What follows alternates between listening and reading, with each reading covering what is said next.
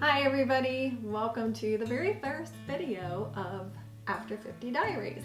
I decided to start the second channel because I feel like I need to have a separate audience for addressing things that affect those of us who are over 50, even maybe some of you in your 40s, but I just felt like having a separate channel to address these topics would be useful and helpful rather than having them. I do have another YouTube channel, and I think I'm going to keep them separate from each other. That I've had some issues with my first channel and letting people that I know about the channel, and that's led to some issues, including me censoring myself because I'm afraid so-and-so might see it and it might hurt their feelings and whatever. So if they end up finding this channel eventually anyway, then so be it, but these topics are not meant for their viewership in particular, and not meant to hurt anybody's feelings. So I don't know that I'm going to actually. There's a lot of vehicle traffic and trucks and chainsaws and things. It's still today's October 30th, so about a month ago we had Hurricane Helene come through, and there's still a lot of cleanup from that in the area that I live in. So if you hear any of that, that's probably what's going on. Anyway, I just wanted to do like an introduction video and tell you who I am and what I hope to accomplish with this channel, and encourage you also, if you've been thinking about starting a YouTube channel, to go for it, because YouTube really wants to hear our voices now. And I think there is a really big spot in the YouTube realm for our demographic for YouTube channels. So if you've been thinking about it, I think now's the time to do it. And there are several reasons I would say do that. I mean, number one, even if you're not in it for wanting any kind of side income or anything, do it for a legacy for your family. Even if you don't have children, maybe you have distant relatives, aunt, nieces and nephews, those sorts of family members. But especially if you have children, I mean, there may be things that they don't seem really interested in right now, like maybe your favorite recipes or recipes that you made for them as children, and they're not really thinking about it right now. But I think that once we pass, those are things that we tend to think about and think, oh, I wish I'd gotten that recipe from Grandma for her chicken pot pie or her biscuits or fried chicken or whatever it is. But you can leave that for them. Besides just writing it down, you know, because yeah, you can write down a recipe, but seeing you make it long after you're gone, what a treasure that would be to leave for your children and your grandchildren, even if nobody else ever sees it. I mean, you can even make YouTube videos and keep all of the videos private. You don't even have to let anybody see them. But if you do, you know, I mean, why not? If you're making this great fried chicken recipe or something, then why not share it with the world? And if it gets views, you get paid for it eventually once you make the partner program. So I say go for it, you know, even if it's just for leaving your own legacy. Another reason I think it's really important, or can be important for a lot of people in this demographic, is that a lot of us know that the Social Security bank account is being really drained really quickly, and a lot. It's a little scary. I have not reached the age of drawing Social Security. I've still got a long way to go for that, but I'm a little afraid that once I get there, it's not going to be available. And I would like to have something like this established that I can be making money from the YouTube partner program, but also I plan on making money in other ways through my videos by product reviews, things that I really love, not just, you know, some company sends me something that I've never used before. I mean, maybe I would really like it, but if it's not something I've used for a really long time and I know for a fact it works and it does a good job, I'm just not the person that's gonna, I'm not a salesperson like that. My best sales pitch is something that I just truly love. So I would probably do like brand deals or something for some company that I really like, or you know, affiliate marketing, you know, just affiliate links to products that I really like, things like that. But YouTube, I know a lot of people that still make a really decent income on YouTube, and let's say you do get Social Security, but for the amount that you've paid into it, you're really, you know, with the cost of living going up as much as it is every day, it seems. Anybody else dread going to the grocery store? Because I do. Raise your hand. Me.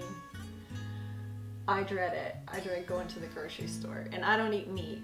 And meat's very expensive. Meat, dairy, eggs, those are all very expensive products. I mean, there's a lot of stuff is, you know, is expensive. But I don't eat those things. My husband eats meat and I don't. And I always joke and say it's a good thing because we wouldn't be able to afford for both of us to eat meat. But anyway, you know, who knows by the time I'm able to draw Social Security what that ratio is going to look like compared to the cost of living. I don't know. And I mean, yeah, it's cool to be able to be a, you know, Walmart door greeter or something like that, but what if your health doesn't allow that? What if you can't stand on your feet for X number of hours a day, or be exposed to, you know, people constantly who could be sick? Maybe you have, you know, an autoimmune disorder or something, and you really can't afford to be exposed to a lot of people. So being in a retail situation like that is not something that's going to work for you or for me. Then I don't know. I hope I stay really healthy. I mean, I try really hard to make sure that I'm taking care of myself, I'm exercising, I'm eating a lot of fruits and vegetables and whole grains and all of those things, and avoiding all the bad stuff. But who knows, you know, like there's only so much that's in your control. So I just would like to establish that now, so that when I do get to that age, I have options, and hopefully have some evergreen things going here on YouTube and a website. I am building a website right now, and so, you know, I'm just hoping to build those evergreen systems so that once I do get to that age, I can have a little bit of a buffer. I had some wardrobe malfunctions going on there, so I keep my hair in the front. And yes, this is all my hair. I do not have hair extensions. I get asked that a lot. It's not. I just have a head full of hair, but gratefully, thank you, Lord. I think it has a lot to do with the way I eat, but it's also some genetics. So anyway, back to the subject at hand. Who am I? Who am I? Well, my name is Stacy, and I was a registered nurse. That's what I did professionally most of my life, but about 7 years ago, I decided, no, 8 years ago, I decided to exit the profession. And that's a long story that I don't want to get into right here, but just know that they wore me to the bone, and I just about killed myself. So after several health issues taking hold and me having to go through a long process of recovery, I decided that nursing was not going to be what I could do at this stage in my life. So I left. My husband said, if you don't if you don't want to work, you don't have to. And so I just took that as a blessing from God to just start taking care of myself and get on the road to recovery. And it's been a long road. Neck injury that has left me with chronic neck pain, but I do not take pain medications of any kind. I don't believe in pharmaceuticals unless it is an extreme situation. That's another thing that I gleaned from my nursing career. And I'll have to get into that at another time because that's a whole other tangent, but I was left with a permanent neck injury that I have to baby and work on constantly, and also left with chronic insomnia from working night shifts and weird hours and switching shifts and all these, all the back and forth that you have to do. And not to mention some emotional scars, from things that I witnessed and traumatic things that I was exposed to in nursing. It's not a glamorous job. And so there were a lot of things. I got a lot of great things out of it too. I'm not going to say it was all bad, but there was a lot that really beat me up. And I just decided I'm done. I basically have decided I'll never go back to it. That I would rather learn to be a barista in a coffee shop than to go back to doing that again. Without going off on that branch too much, get back down the center of the highway here. What else? Oh, I started learning very early on, I don't know, it was probably my late 20s, early 30s when I experienced, I was actually 27 when I had my first migraine headache.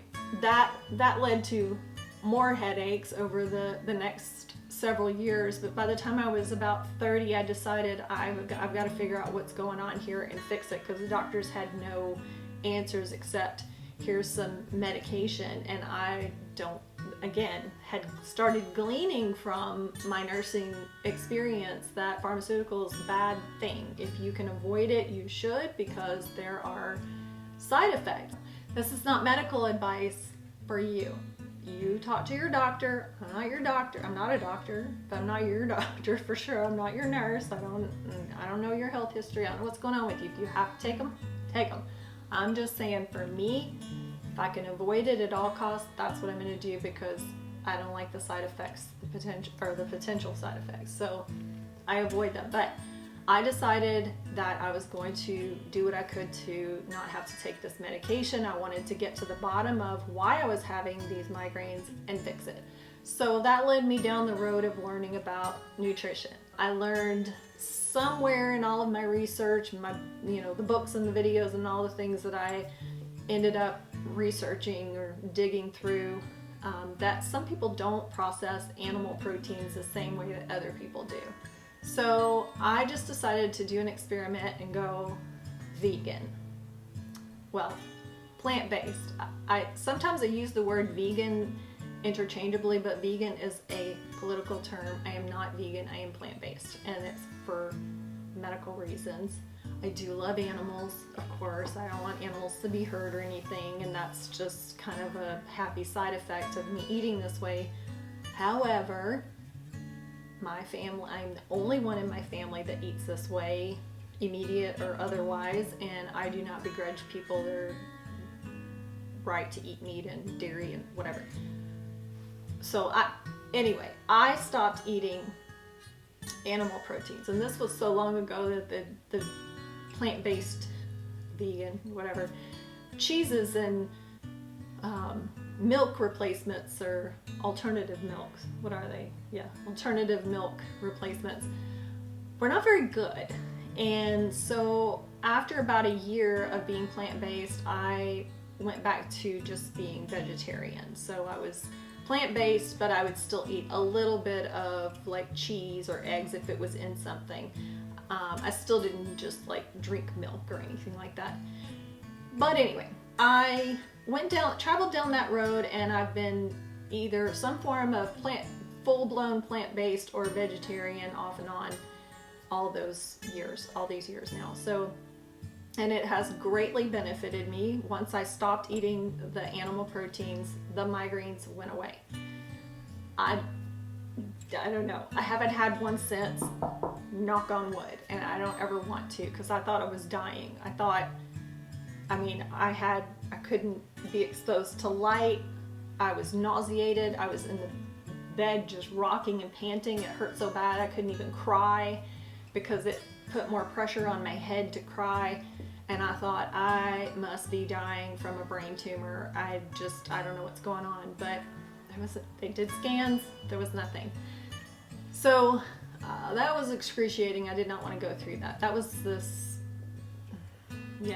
second most painful thing I've ever been through besides childbirth. And didn't want to do that again. So that fixed that. Diet fixed it. So then once I got results from that, boy, I really went down that avenue of full-blown just eating up, just absorbing all of the education that I could get about nutrition, how it affects the body, and what's the best way to get it in, and all those things. And it's changed through the years. This is what works for me, though. I'm not trying to sell this to anybody. It works for me. It got rid of the headaches. I have corrected some things on my blood work that, back then in my 20s, I was starting to have show signs, from that could have been genetic, and I could have headed off on that course, but because I started eating the way that I did, it corrected itself, and I've never had a problem with it since. Very grateful for all of that. But like I'm saying, this works for me. I'm not trying to talk anybody into it. Like I said, it works for me on a lot of levels, not just the blood work, but like hormone levels, my weight. I've maintained my weight.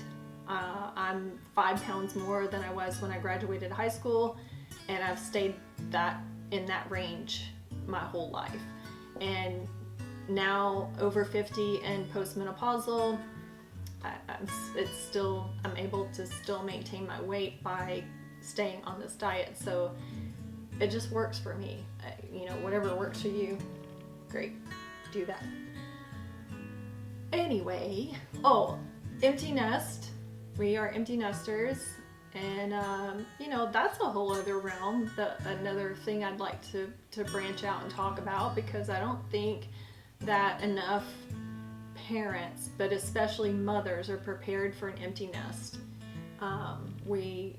Especially my generation and before, we were brought up, you get married, you have children, your whole life is about your children and then your grandchildren and so forth. But a lot of times what happens is we devote so much of our lives to our families, our husbands, our children, grandchildren, extended family, that once they fly the nest and start their own lives, you're there like, okay, what do I do now? Who am I? Look in the mirror. Who are you? What do you want to do?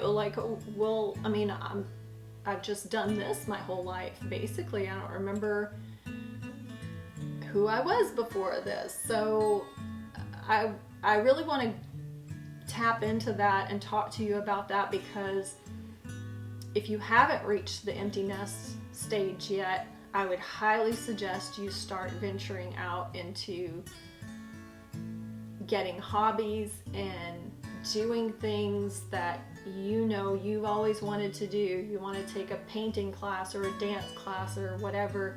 Do those things now, so that when your children are gone, you've got that part of yourself. You're not just standing there, left with an empty basket, empty nest, and don't know what to do next. And if you're lucky enough to have grandchildren, that's great, but not everybody's going to end up having grandchildren.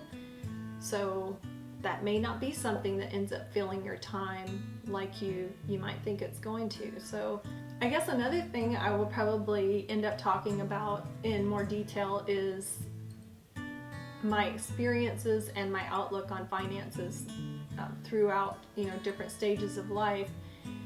And there are a lot of things I could have done and should have done a lot better. But one thing that I have stood by my entire life that has always helped me, and that is staying out of debt as much as humanly possible and keeping your credit clean and keeping your credit score high. That has helped me tremendously my entire life. So I'll probably talk about that a little bit. I, even as a young woman, had some student debt coming out of college from nursing school. I had student loans, and I did have about a couple of years where I got into some credit card debt. And so between those two things, I ended up with about $50,000 of debt, and I got out of it within 3 years, and I didn't get an extra job. So I will talk to you about that and tell you that story sometime. Yeah, I think that's probably enough right now. I don't want to heavily edit these videos because my other channel requires a lot of editing for most of the videos that I do, and I just don't have time to do that. So these are going to be minimally edited and hopefully not too annoying. Yeah, if you're new, just please subscribe, share, hit the thumbs up. That helps the channel a lot. If you find anything helpful or interesting, it's like giving me a tip to subscribe and hit the thumbs up. And comment too. Tell me who you are in the comments below. I want this to be a community where we share. If you have questions, I will try to get, maybe do a Q&A where I, answer the most commonly asked questions. Then that way everybody gets to hear the answers. And yeah, I hope you have an amazing, blessed day, and I'll talk to you next time. Bye.